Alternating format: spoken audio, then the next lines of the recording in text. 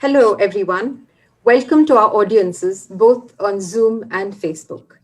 We are delighted to have you with us on this lovely afternoon for our HeadsNet series.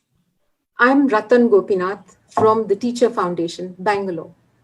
We approach our third online HeadsNet webinar with a focus on teachers and students in the time of a pandemic. Speaking for myself, the enforced isolation has left me underconfident about my own professional skills and working life, my interactions with friends and family, and the future. It's then that the title of today's webinar is Engaging with Empathy.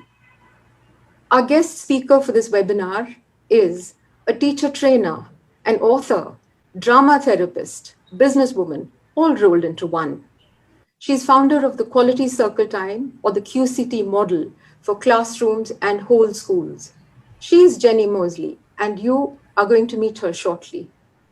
Jenny lectures on the theory and practice of counseling and group work approaches, such as Quality Circle Time, to master's level students at the Institute of Education, London, as well as the Graduate School of Education, University of Bristol, England.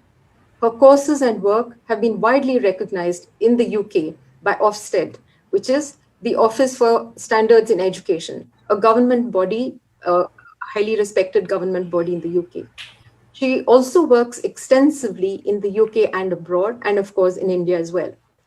The QCT model interweaves a range of ideas to promote positive behavior, encourage active citizenship, and enhance motivation. The aim of valuing and respecting others dominates the culture of the school and the quality of relationships within it. And now, Jenny Mosley will share her views on making things better by engaging with empathy in these disturbing times. Before you meet Jenny Mosley, I'd like to introduce Maya Menon, our moderator for this evening. Maya is the founder director of the Teacher Foundation, and she will walk you now into the next part of this webinar. Thanks, Ratan. A very warm welcome from my side, dear educators, friends, colleagues across the cyberspace. More than ever before, Jenny's work on the whole school ecosystemic model of Circle Time is deeply relevant for us, for all our schools. Its appeal lies in its simplicity and its essentially inclusive and humane approach. But first, I'd like Jenny to say hello to you. So here's to Jenny, presenting Jenny. Over to you. Thank you so much, everybody, for wanting to be here. And I feel very like Ratan at the moment. I feel very underconfident. I've lost all my sort of self-esteem about this type of work to address in this technology. I'm the original person who really loves face-to-face. And I can see your sweet faces in front of me in my memories and in my mind's eye. And I have a lot of love for India. I have had so many wonderful experiences. I think one thing we've learnt from all of this lockdown is the importance of having a good heart, how our families, our relationships are the most important. And what we're looking at today is how do we keep relationships going in this new technological move that you've been given? How do we actually keep everything going? So I am so happy to be here.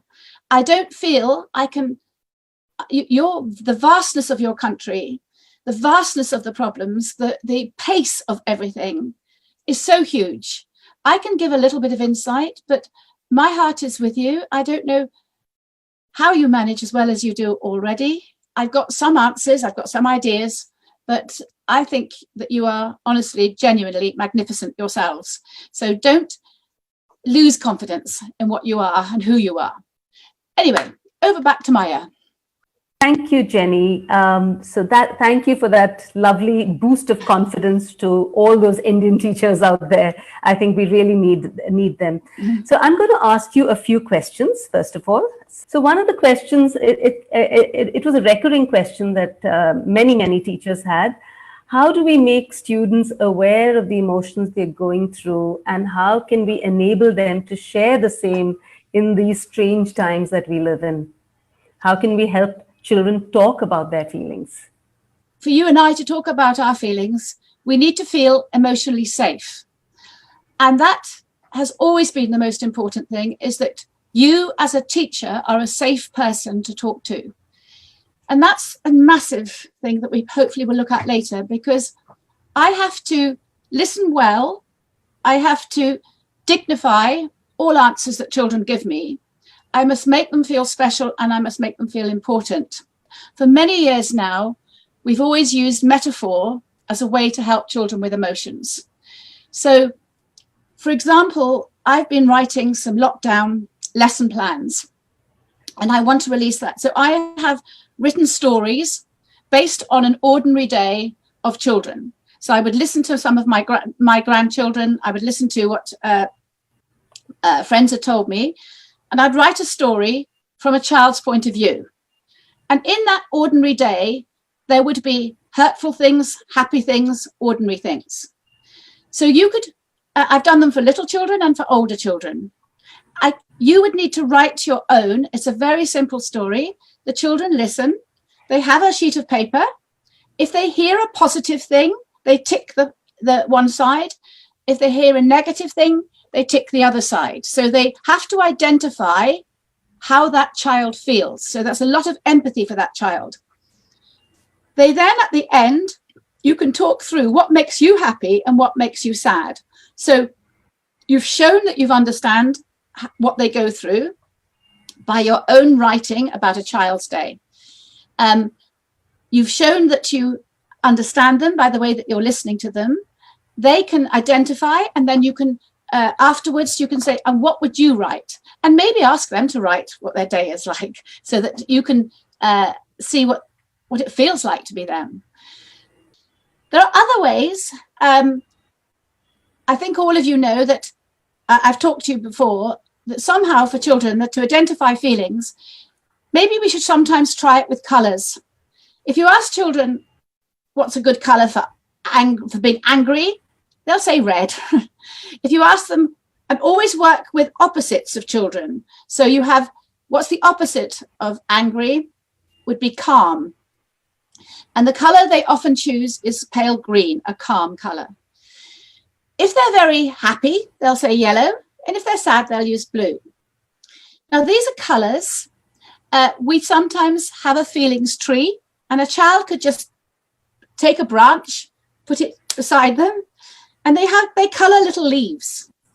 And if they're sad, they put a blue leaf up, and if they're happy, they put a orange. They put a yellow leaf up, and they talk about it. They talk about their feelings through colours. I write a book, and it's actually a book how to identify your feelings. So I'm more than happy to share the idea for the circle time. I can actually say how you can use that, but it is the thought of maybe having a feelings tree, maybe having a character that can't hold on to his emotions, so the children have to help him. That's another way of teaching them emotions. Okay. So, in fact, since you were talking so much about empathy, one of the questions, sort of allied question to this, Jenny, was the fact that a few teachers have asked, how frequently should we discuss and, help children demonstrate empathy? How frequently? I think it's just periodicity of it. Yeah, I don't know what you can do from home for the children, but when I was teaching and you're teaching, we used to have something called a think box, where children could write their feelings anonymously and put it in a box. Anytime they felt important, they felt something, they would put it in the box. Now, I don't know if it's possible, Maya, to do something based on children writing you. It takes writing you their feelings. It takes you into a very vexed question about, do I want to know too much? Because these are family issues. What happens if I get family issues? Yes. As teachers, we say to the children, please be aware that if you tell me anything that worries me, I will have to take it further. So if it's personal and it's about your family and you don't want to share it, then please don't share it, because I will have to go further. But this is massive for India, because this is why you have such horrible, difficult problems, all of you. Because in England, we have, and other countries, they have support people to help teachers. So we have family support workers that would go in. We have psychologists that would help, but you don't have that help. And that's why I'm always torn for you, because you want to release emotions, but you don't want too many, because how are you going to deal with it? So I mean, it's a political issue. It's a political about the status of education and about what support you can give to children who are, we call them adverse child experiences. So there are many children called ACEs, and you could list them all now. Every one of you listening to me now could write down a list of adverse childhood experiences that stops them from learning. But sometimes sometimes just talking about your feelings makes you feel less alone. Sometimes just putting them into words, or painting a picture with lots of yellow because you're happy, or painting it because you have lots of red because you're angry. Just releasing feelings can help a child. Some of you, many of you, all of us, I think, actually have had adverse childhood experiences at times. And it might have been a father that put you down and made you, just never gave you self-esteem. It could be all sorts of things you've seen and you wish you hadn't. You have come through them. But I think probably we've all come through them because somewhere in our lives was somebody who listened to us, somebody who cared. They may not have been able to deal with the experiences. They couldn't change your father. They couldn't change what happened in that boarding school. They couldn't, or the teacher that was unkind. But it's enough to feel someone values you. So I don't want you to be so overwhelmed with the experiences and worries that you have about what children experiences. I just think the fact you care and the fact that you're listening and the fact you may not, that the child, you may have to take things to your head teacher and say, I think this is what's happening. But eventually head teachers, principals will have to become political and say, look, our children are going through too much. And if you want them to learn, we need more support. But it's a massive political issue.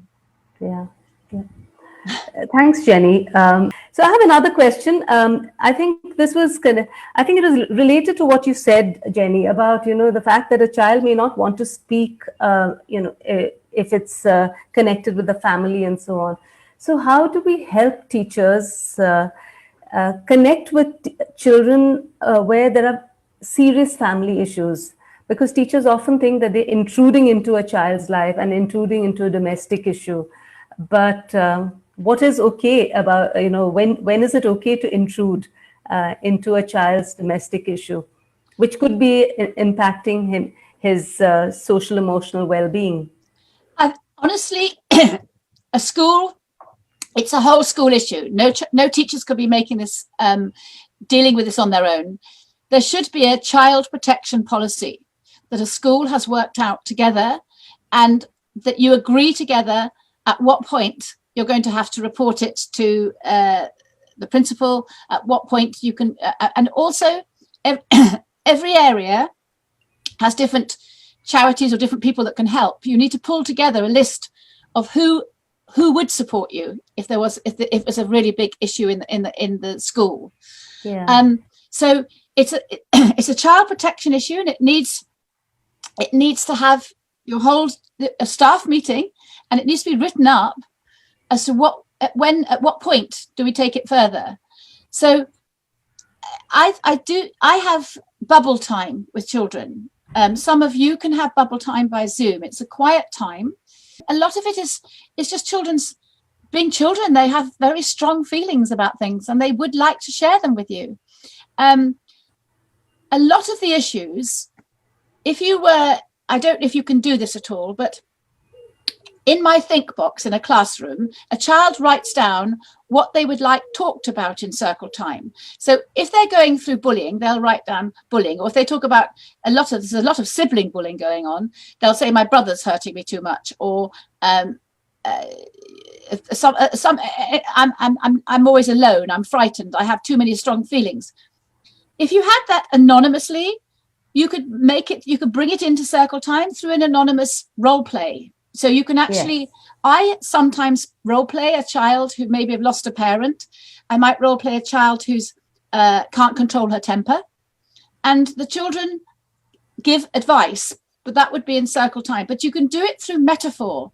Metaphor is when you don't have to take the immediate personal feelings of that child, immediate real incidents of that child, but you can give it to somebody else through role play. I find children, I can get children ready for circle time. They love role playing, and they will say, they will role play a child, and the others will help them give ideas. Yeah. The child with the problem is observing. It's called social observation, and they can often take on ideas just by observing. Right. So that's one thing you could do. I don't know if that helps or not. That's right. I think so. I think it's a very workable situation, and also if on Zoom, if teachers want to talk to children privately, you could ask children to put a private chat on Zoom, and then only the teacher gets to read it, and everybody else doesn't. And that's another way in which, if you're doing a circle time session on Zoom. I have a question from Facebook, which my colleague has sent me. There's somebody who says, "Hi Jenny, as an adult, how can I be empathetic so that my child can take me as a role model and he follows?" Okay. It's an interesting one, isn't it? We're talking about empathy today. Yeah. And a lot of us, when we hear the word empathy, in our mind, we often think of sympathy. And they're two different things. A lot of teachers are very sympathetic, and they want to rescue and they want to help people. But empathy is different. It's a little story I'll give. It's a bit poignant, but it's the only one I can think of that shows the difference between empathy and sympathy. So if, for example, I met a friend and she told me that her mother had died, my instinct, because my own relationship with my mother was very good, I would want to put my arms around her. I would want to hold her and say, "I am so sorry, sweetheart. I am so, so sorry for you." But that could be the wrong thing, because she might have gone quite cold in her soul as she heard that, because her experience was different. For her, it was a massive release for her that her mother had been able to go. It had been a terrible time and she wanted that release. But for her, that's an ugly thought, and she wanted to talk about it. But you rushed in too quickly with your warmth and your sensitivity. Empathy is when you look at the world from someone else's point of view, not from your feelings. That's right. And the only way that you can ever look at the world from anyone else's point of view is to become a good listener. You have to draw people out and draw them out till you can see their world. And the trouble with our world today is it's too rushed. In India, you're rushing. Well, we're rushing. Everyone's rushing. No, we're rushing also. So much to do. And can you ever, all of you, practice just 2 minutes good listening? If you can practice listening with a sand timer and just look into them and say, how did that make you feel and what happened? And when they speak to you, don't give answers back. Just say, so what you're feeling is very confused at the moment. You just, it's called reflection. You reflect what you hear, and then that helps the other person expand, because they feel they can trust you because you are genuinely listening. So I think when I'm doing with my teachers in the UK, when they do bubble time, they just do a 1 minute sand timer because it's exhausting to listen to properly. So a child can book a 1 minute with you, and in 1 minute, honestly, it's a long, long time to listen beautifully. So I think if all of us, just with somebody says really who's desperate to talk to you, a friend or anybody, just listen for 1 minute really, really well, without giving any answers, but just with reflecting, and see how that feels. But so empathy is just warmth. Listening. It's and warmth in it's warmth, but not sweetness, not sympathizing, not making it all better. Don't rescue them. They need to rescue themselves. Yeah, I think that's a good point. It's about being able to manage your own self better. Yeah. And I think what you talked about, the fact that you need to be empathetic and you shouldn't be rushing to help. I think because there's another question from Facebook that's come, how can we resolve the children who are going through some pain? And I think it is similar to what you talked about, the example you gave about the mother who died. Because children could be going through pain, and we need to be able to empathize pain. But what do you feel about it? How can we help resolve children who are going through pain? Yeah. You will all have seen me in different times work with puppets. You can give the feelings to the puppet. So if you know a child has lost his granddad, or you know a child has been, sometimes friendship is so cruel. You could be in a threesome of a friendship, and then there's two of them suddenly throw you out and you're no longer a friend. Sometimes the puppet, if I remember, many of you will remember me with the puppet. He's a little, can you see him now? Yes, and he yes. goes, oh, hello, I'm very, very sad. I bet you can't guess why I'm so sad. They guess. The children say, you're sad because somebody's called you a horrible name, somebody's left you out. And they talk to the puppet with all their own feelings. So if you can hear the other feelings, you know what they're thinking. Says, but I don't know what to do when I'm so sad. What shall I do? And yes, I was called a horrible name. And then the children, because he says, I bet you can't guess what I was called. The children put their hand up and say, yeah, you were called Mango Face. You were called Titch. You were called Four Eyes. And all the things that they're called that cause them pain, they give to the puppet. Yeah. So the puppet, but what do you do when someone calls you a horrible name? What do I do? I just go in my shell. And what can I do? And then they say, oh, you could be brave. You could say to them, no, don't call me that. Or you could walk away. So in that scenario, the children will say, would it help to the puppet? Would it help if you walked away? Would it help if you did this? And the children having the emotional pain get strength, emotional strength from the puppet. And do you know what they love most? Is they love helping. It's not our job to keep helping children. Children love helping others. The children who've had the biggest breakthroughs are the ones who've become mentors or mediators for other children. They listen to other children. So in many in secondary schools, we had there was a research that went on. We trained year 11 children. Whoops, sorry everybody. It keeps on.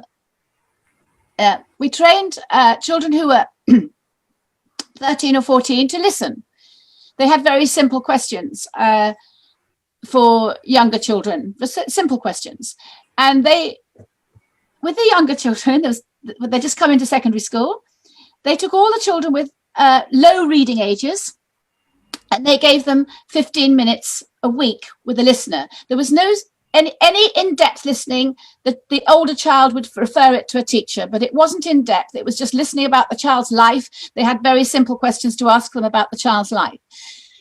At the end of the year, they retested all the children, and the children who had 15 minutes listening, their reading ages had gone up. And not because there was any reading done, but because their self-esteem had gone up. And if you feel good about yourself, you'll take a risk. You don't mind making a mistake. You don't mind trying something new in life if you feel good about yourself. So it's really important that we don't think it has to be about deep, serious issues. It just has to be an interaction with someone who is warm and caring.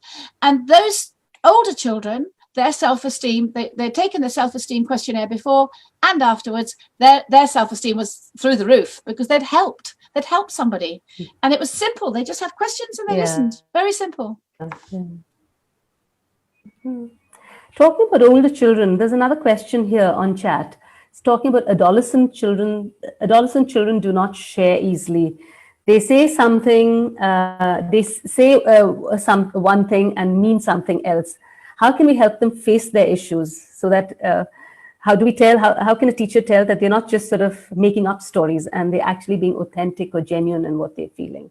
So this is about adolescent children. Adolescent children. Oh gosh, adolescent children is such a hard thing because we're not so important to them. Their peers are more important. And gaining the warmth and respect of adolescent peers is very important. But I have some of my best circle times in India have been with classes of secondary pupils.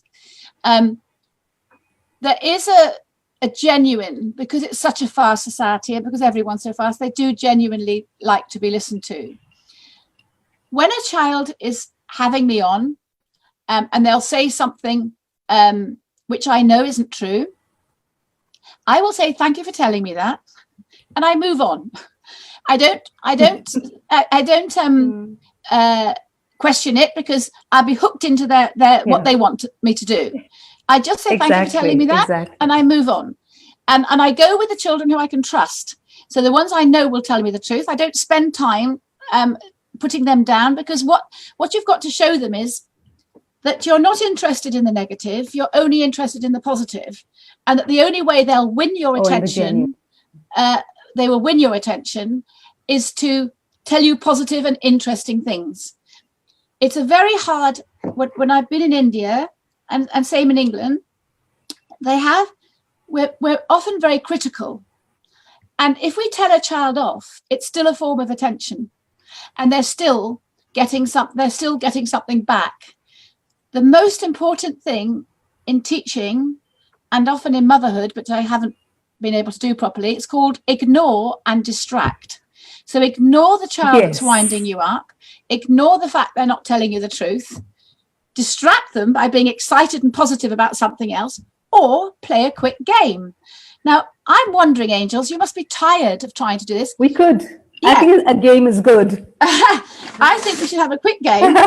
So, yes. So we'll do just a simple one to start with. It's the classic one, which all of you know. Yes. But recognize in yourself whether you are good at concentrating or not. So if I do this game and you think, uh-oh, I'm really getting it wrong, then that's interesting, because it means that our concentration isn't high. So let's have a go at it. It's the classic Simon Says, okay? Okay, so, yes. Everybody ready? Don't forget, if I say touch your head, you don't do it. If I say Simon Says touch your head, you do it. So are you ready? Okay, Simon says touch your head. Simon says touch your shoulders. Touch your nose. Touch your nose. Please touch your nose. No? Simon says touch your nose. Touch your head. Touch your head. Simon says touch your head. Touch your shoulders. Shoulders. Touch your shoulders, please. Simon says touch your shoulders. Simon says touch your shoulders. Touch your fingers. Touch your fingers. Simon says touch your fingers. Touch your head. Touch your head. Simon says touch your head. Touch your shoulders. Touch your shoulders now, please. Touch your nose.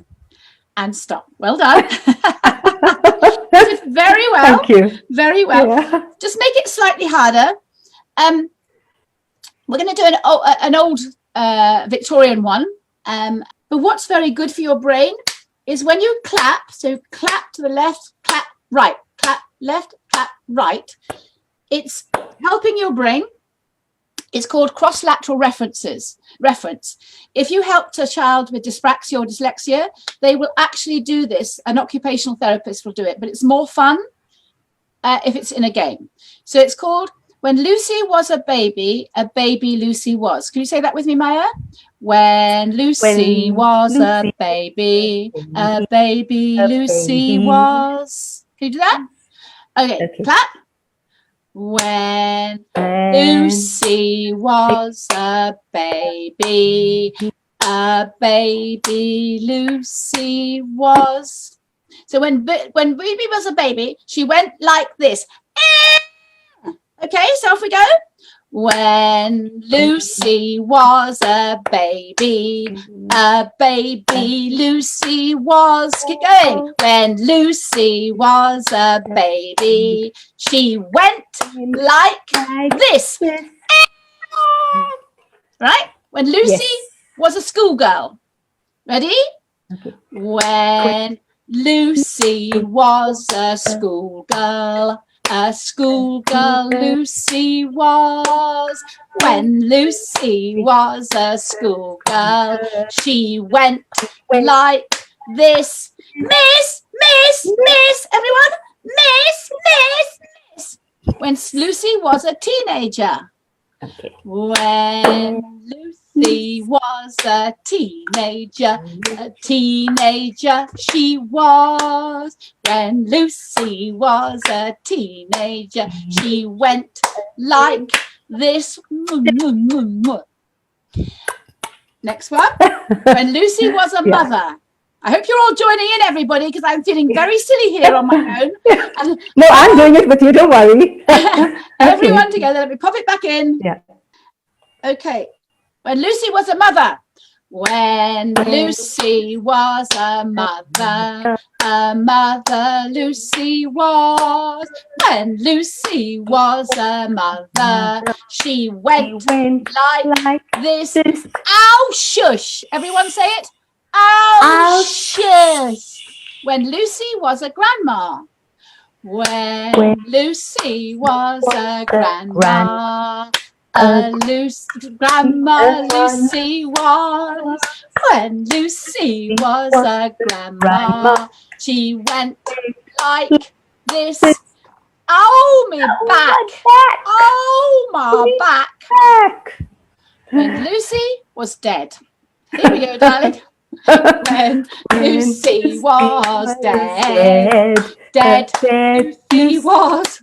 When Lucy was dead, she went like this. Now, all the children fall over in the playground. They just fall down like Ring of Roses, the old Ring of Roses.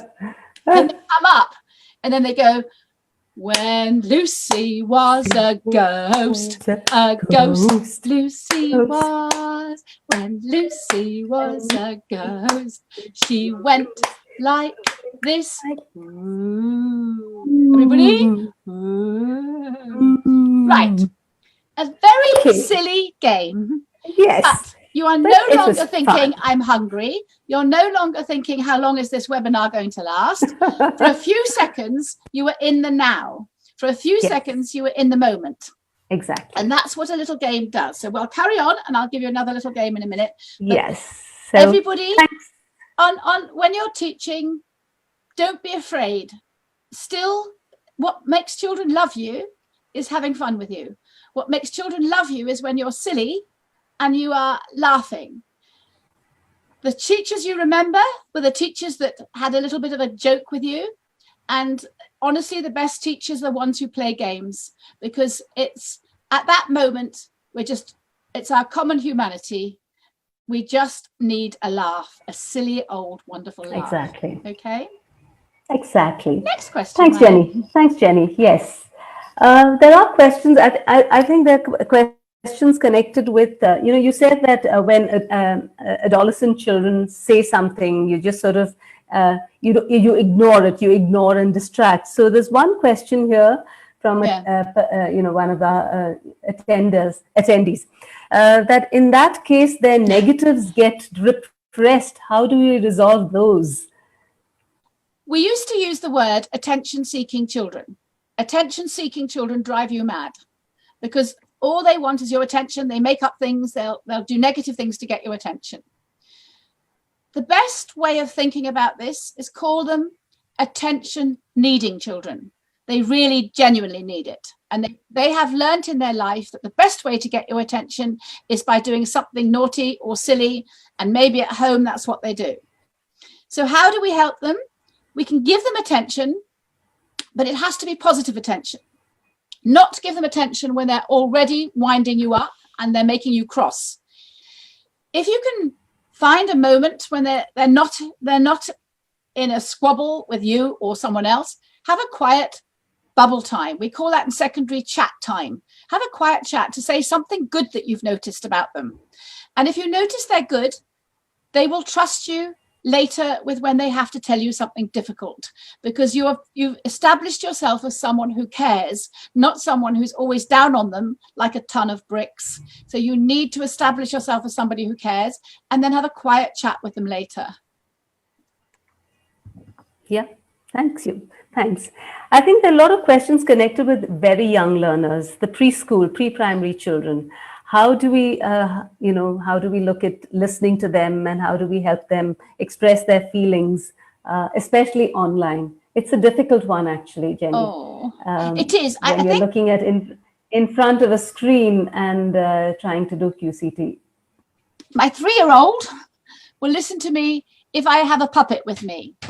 And she will, because the puppet's very important, so they love a puppet. So if you have your own puppets, it's a very helpful thing. So this one, you've all seen him, thank you, Yes. before. And Yes. he comes out and he's, oh, hello. I love it when I'm stroked. Oh, I love it when I'm stroked. Oh, it's so nice. So nice. Oh, hello. And the children, shall we pretend that you're giving me something to eat? So she will come down and they'll eat a little bit. She'll talk about her feelings. So I'll take her down for a minute. My little grandchild will speak to me with Edie, with a seal. But I think you could do something else as well. I have very simple toddler books. Now, you can make these. They're very easy. So I've got the little. Just hold them up again, Jenny. I will, darling. Yeah. So, say for this one, it's called Louis Lion, and it's Louis Lion, and it says, "Well done, you are honest." So there's a little storybook for the basic kindness, gentleness, and listening. So it goes. She has a little puppet. Hang on, let's do Louis Lion. So Louis Lion's got a little puppet, and you've all got things you can use like this. So there's Louis Lion, and you go, "Hello, Louis Lion," and he goes, "Hello," and then over here it says, "Oh, Louis, have you been drawing on the wall?" No, I've not been drawing on the wall. Then it goes, "Oh, Louis Lion, have you been eating chocolate cake?" No, I've not been using chocolate. No, hiding. So the children all can see that he's been using the chocolate cake. "Oh, Louis Lion, have you been playing with the toilet roll?" No. And then the last one is, "Oh, no, Louis Lion, have you been rolling in the mud?" No. And then it says, oops, I've lost the last bit of it. Oh, no, sorry, have you been rolling in the mud? And Louis Lion goes, "Yes, I have." And then the last page is, "Louis Lion, you are honest." Yay, I am honest. So tiny little books that you can quickly and easily do with finger puppets. Exactly. Are very, very helpful. Yeah, finger puppets. And finger puppets, they love. It's a shame we couldn't send all our children a little finger puppet home so they can come. I know. They can wave back to you. But maybe their parents could make them with I think fabric. making it a little special, even a sock puppets really look wonderful. A little sock puppet. They need something that means that when you're on, they know it's going to be fun. You're going to listen to them, but it is very, very hard, sweethearts. But do you know what? The hardest thing in the world is that it's such a lot of extra work for you. A lot of you wrote questions, and it was as if you wanted to change the world, as if somehow you could answer them or I could answer them. But the truth is, everything's in chaos, and this is not how life should be, that you're sitting in front of a screen trying to reach children. You can only do the best you can, but you can't magic it better. It's not a thing you can magic. It's just every day doing the best you can. And I think the biggest question is, well, how do I keep positive? Nothing's changed in this question. You are the most important person. How you relate, how you speak to people, whether you speak kindly, whether you're too critical, whether you interrupt people too much, whether you're too bossy. So the negative things make you unsafe to talk to. And you need to you need to look at yourself. Now, how can I be a nicer person? Honestly, I can only be a nicer person if I'm nice to myself. I have to give myself treats. I have to make a bit of time for me. Now, the most important model I've ever created, and it's been adopted by the National College of School Leadership. It's in lots and lots of government documents, And Maya has it. She can send it out to all of you. But probably the most important thing I've ever had is the 5 wells for well-being. And absolutely, you've got a very short life. That's what we've seen. Our lives are so short. You have to make the most of every minute that you've got. So for the wells for well-being, your humanity means that there is a spiritual you, and many of you are deeply spiritual. There is a physical you that needs to be stretched. You're only as good as your spine. You're only as good as the stamina, the physical stamina you give yourself. So you have to get to bed early. You have to drink water. You have to get the heart pumping. So that's your physical self.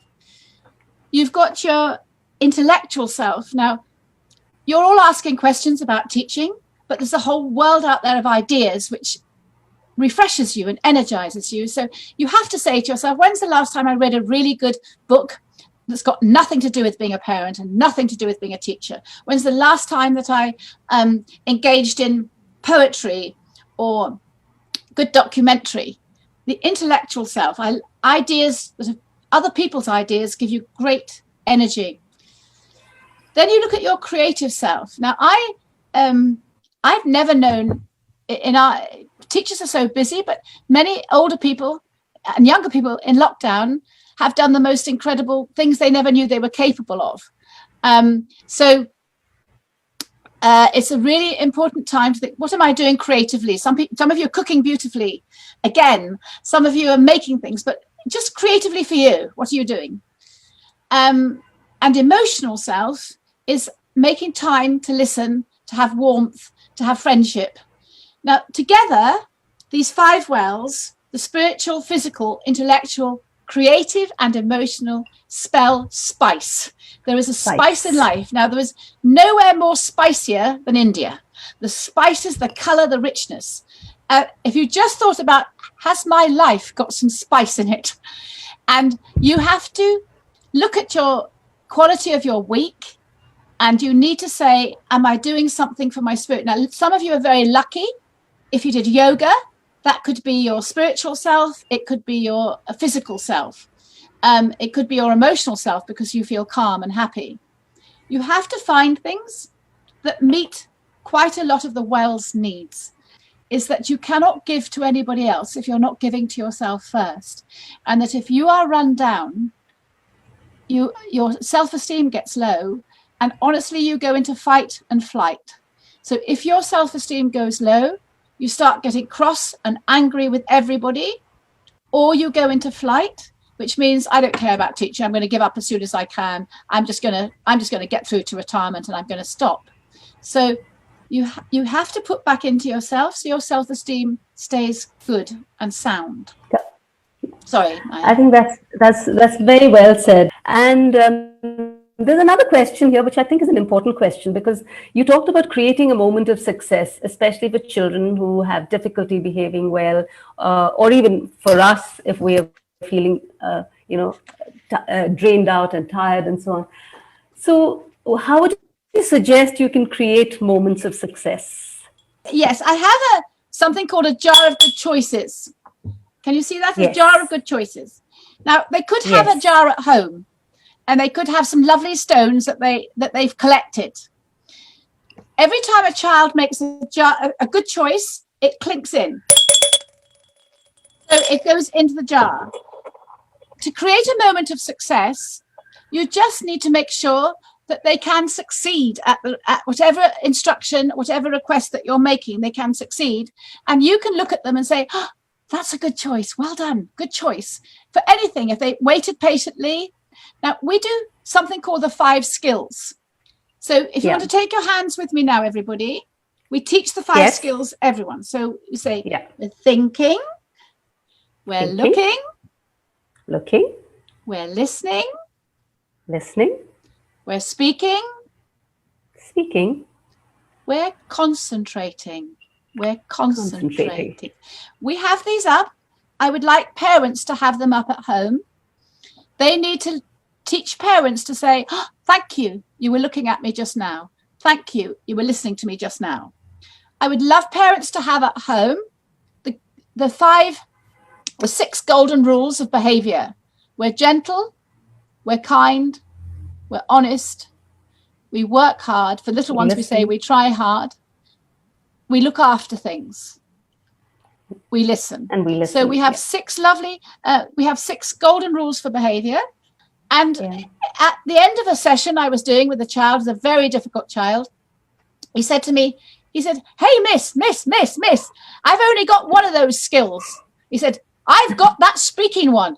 He was 100% right. That was the only skill he had.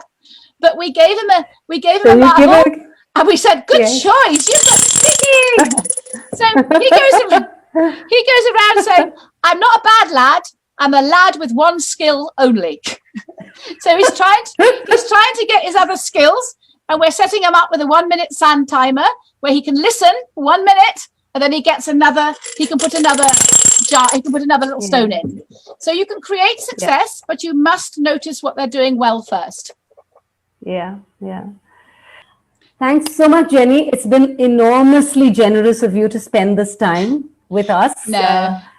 And thank you, all of you, because when I come to India, you raise me up. Just look after each other, but look after yourself first. You are very precious. Exactly. It's not selfish. It's actually it's the right thing to do. To help others, you need to look after yourself. Over to you, Ratan. Yeah.